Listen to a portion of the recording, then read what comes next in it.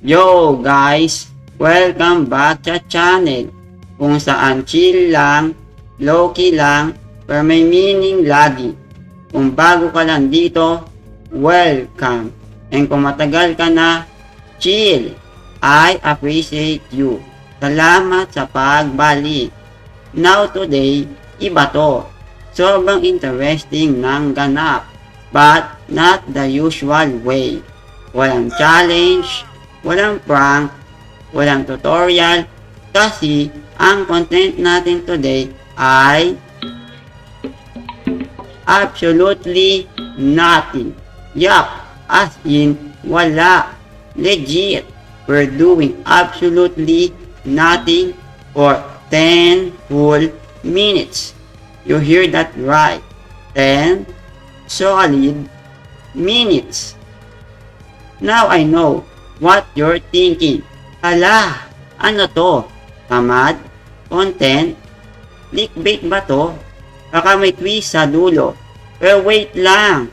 Don't click away. Stay with me. Kasi believe it or not, baka ito ng pinaka-importanteng video na mapapanood mo this week. Or maybe this month. Or maybe even kung sobra kang toxic ang schedule mo lately. Why? Kasi sa mundo ngayon, ang bilis na ng lahat. Literally, everything on fast forward. Work, deadline, school, project, TikTok trend, family stuff, expectation, mental health, social media, drama, sabay-sabay. Every second, may notification. Every minute, may kailangan kang habulin. Every hour, may bago kang iniisip. Nakakapagod, diba? At minsan, hindi mo alam kung pagod ka lang ba o naubos ka na talaga. Nakarelate ka ba? Ako rin. Kaya ginagawa ko tong video na to. Hindi lang para sa akin, kundi para sa inyo. This is your pause button. Literally na mental reset. Time out muna. No pressure, no hassle, no noise. Just presence. Just stillness. Just you and the moment. And habang nagsisimula tayo, gusto ko lang sabihin na okay lang mapagod. Okay lang na ma-burn out. Okay lang huminto. Why? Always say, grind lang. Push lang. Laban lang. Pero alam mo, rest is not weakness. Rest is wisdom. You don't have to earn your rest. Hindi kailangan ng rason para tumigil. Being human is reason enough. Minsan, doing nothing is the most productive thing you can do. Yung pahinga na hindi guilt trip, yung silent na hindi awkward, yung space na hindi punong-puno ng to-do. Alam mo ba, doing nothing, real intentionally nothing, is actually one of the most powerful form of self-care. Yes! Kasi sa doing nothing, you give your mind a chance to breathe, to reset, to come back to yourself. Akala natin kailangan laging may ginagawa para mag-grow. Pero minsan, ang growth mangyayari kapag tahimik ka, kapag wala kang ginagawa, kapag mag-reflect ka, hindi bilang content creator, student, anak, friend, kundi bilang ikaw.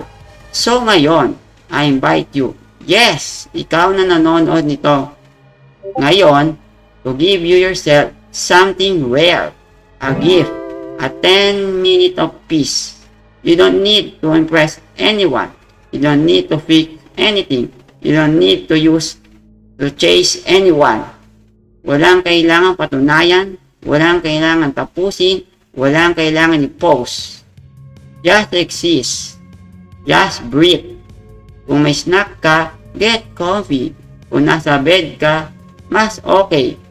Pwede ka rin humiga. Pwede ka rin pumikit. Kung gusto mong tumitik sa screen, let your thought wander. Go. No rules, No judgment. Actually, kung gusto mo umiyak, quietly habang nanonood, safe space to. Kung natatawa ka dahil sa awkward tong silence, okay lang din. This moment is for you.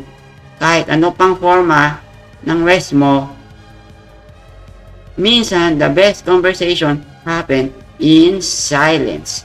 The best realization come when you stop talking. And the best healing start when we finally slow down. So habang tahimik tayo mamaya, try mo lang mag-reflect kahit konti. No need to deep answer. Just ask yourself, kumusta ako? Kumusta puso ko? Anong kailangan ko ngayon? Kung may sagot ka, hindi ko alam. Okay lang yon kung wala. Kung pagod ka, valid. Kung gusto mo lang ng peace, then you are in the right place. So take this moment. This is your break. This is your breath, your space. No pressure, no expectation, no background noise. Just be. I'll be here. Tahimik lang. Kasama mo. Kasi, minsan, the most powerful thing you can say is nothing. So, ready ka na? Let's do this. Let's do absolutely nothing together. Let's go. 3, 2, 1, go. Don't skip this video.